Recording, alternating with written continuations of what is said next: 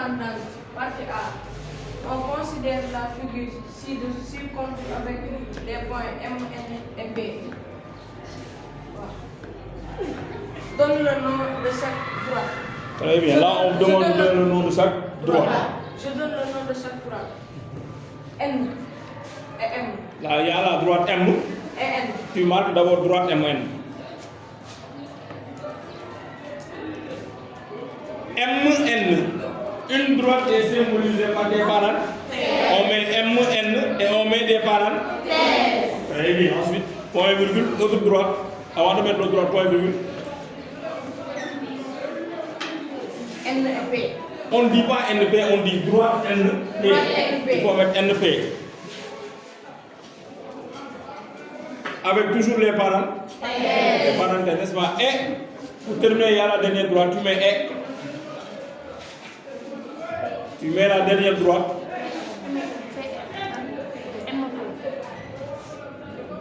M. Donc on a trois droites. M, N, NP et M. MP, n'est-ce pas? Ensuite, tu continues. Comment sont les points M, N et P? Tu regardes la figure d'abord pour dire comment sont les points M, N et P. Ne sont pas les droites M, N et P ne sont pas alignées. Les droites ou bien les points? Les points. Les points M. Écris correctement M. On dirait que tu écris M. N, M virgule N et ne sont pas alignés.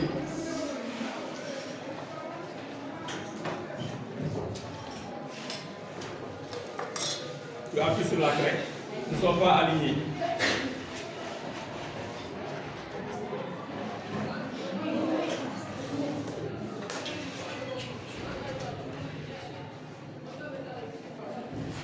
Accent aligné sur le E. Ne sont pas. Maintenant, comment on justifie que les points ne sont pas alignés?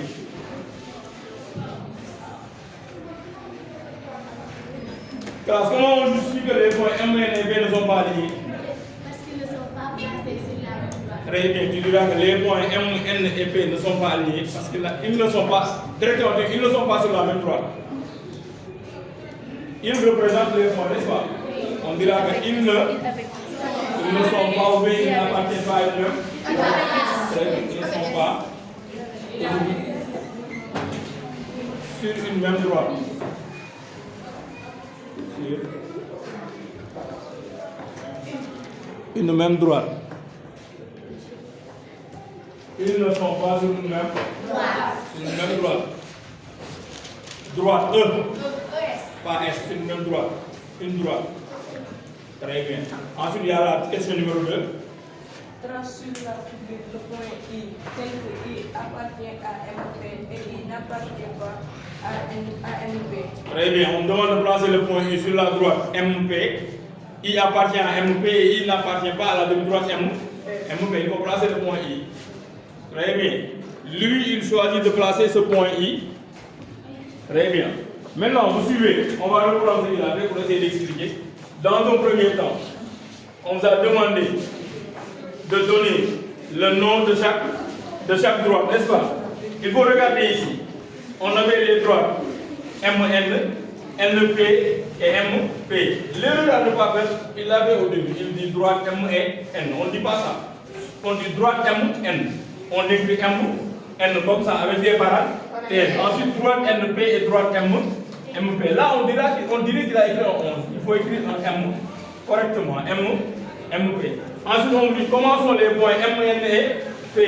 Pour répondre à cette question, il faudra regarder la figure. On a les points M, N et P. Quand on regarde ces points n'appartiennent pas à une même droite. Donc, on dira que les points ne sont pas alignés, n'est-ce pas? Donc, on dira que les points M, N et P ne sont pas alignés. Il l'a fait, n'est-ce pas? Ensuite, on me demande de donner la justification. Pour justifier, on sait que des points sont alignés quand ils n'appartiennent à une même droite. Donc, du moment où les points n'appartiennent à une même droite, ce sera la justification. On dira que les points M, N et P n'appartiennent pas à une même droite. Cela signifie que les points ne sont pas alignés. Lui, il a écrit ils ne sont pas sur une même droite. C'est bon aussi, n'est-ce pas?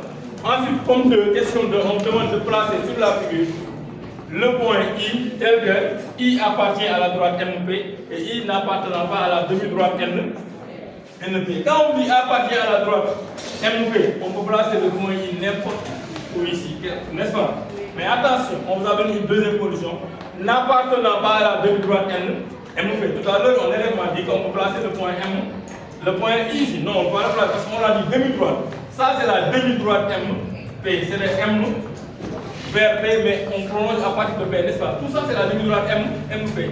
On nous dit que le point I n'appartenant pas à la demi-droite MP, donc il doit se situer entre M et. Donc je mets le point I ici. Donc j'ai placé le point I tel que I n'appartenant pas à la demi-droite MP. Donc on va envoyer quelqu'un d'autre au tableau pour qu'il continue la correcte. C'est à droite. Partie B. Au exercice 1, place les points I, J et K alignés dans cet ordre. Sur la droite D, tel que IJ égale 3 cm et IK 6 cm. 2. Calcule la longueur de IK. Très bien. Là, on demande d'abord de placer les points. Tu prends la règle et tu places les points. Vous suivez, elle va placer les points I, J et K dans cet ordre tel que IJ égale 3 cm et IK égale à 6 cm. On a déjà placé le point I, on lui a placé. Très bien. Elle prend la règle. Elle mesure 3 cm. C'est bon. Elle mesure 3 cm. Et elle place le point J. Elle va placer un point simplifié par une croix. Très bien. Elle place le point J. Ensuite, on me demande de placer le point K tel que IK égale 6 cm. Très bien. Maintenant, là, très bien. On place à partir de I. On mesure à partir de I. 6 cm. Très bien. On marque le point K. Ainsi, on a placé les points IJ et K dans cet ordre. Tel que IJ égale 3 cm et IK égale 6 cm. Maintenant, on demande de calculer la distance J. JK. Tu calcules JK. JK égale. IK moins JK. IK moins. JK. On dit JK égale IK moins JK. IK moins quelle distance? Ça, IK moins IJ. Très bien. Tu écris JK égale. Sur la même ligne, on a déjà écrit JK égale. Tu remplaces.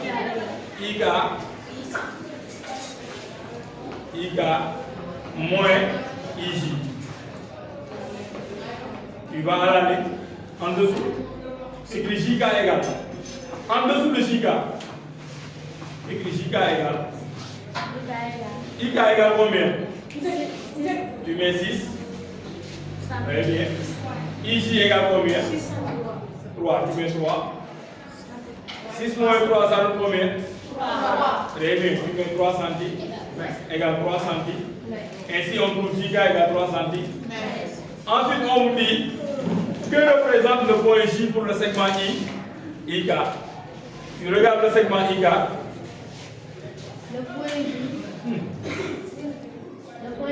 Le point J représente le milieu. Le point J représente le milieu du segment IK. Tu écris ça.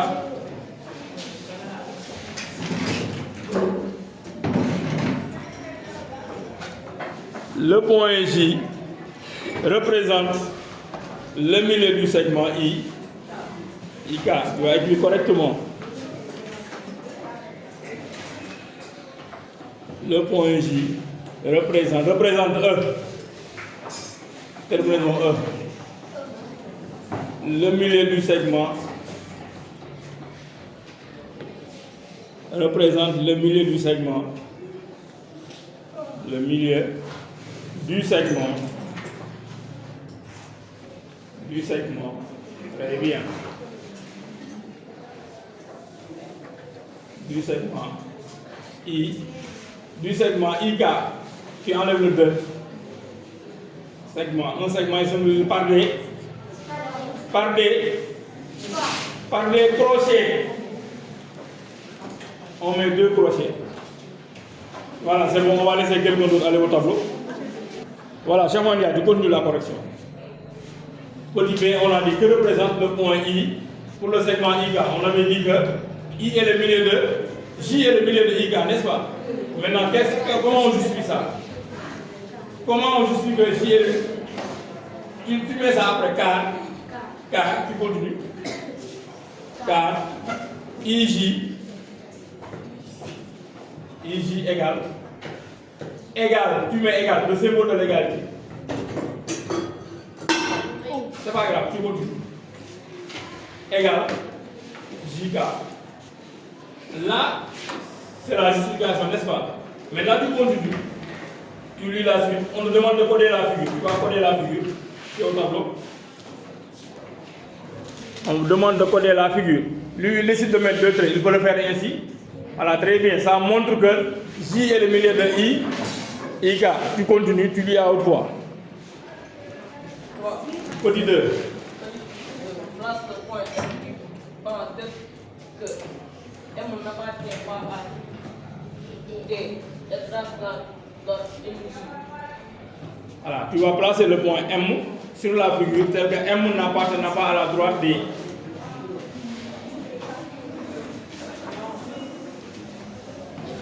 Qu'est-ce qu'on avait dit? Un point est symbolisé par une croix. Tu mets une croix avant d'écrire le point M. Et écrire correctement M. On dirait que tu as écrit un 11 là. Correctement M. Très bien. Maintenant, qu'est-ce qu'on demande? On demande de tracer la droite MJ. Tu prends la règle, tu traces la droite MJ. Il faut tracer la droite MJ. La droite passant par les points MJ. Trace. Laissez-le, il va tracer. Trace la droite M. Une droite est illimitée. Tu traces sur les deux sens. Ensuite en haut. Très bien. Ensuite on vous dit, l'eau copie est complète.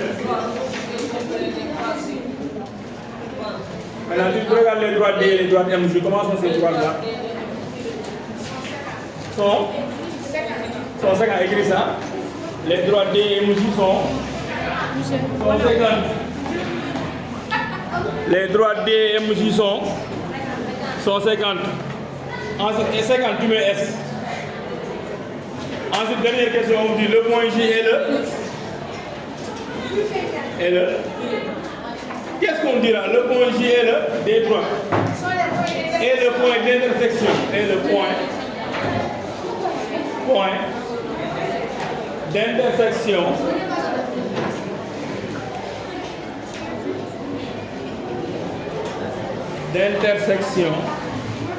Le point J est le point d'intersection.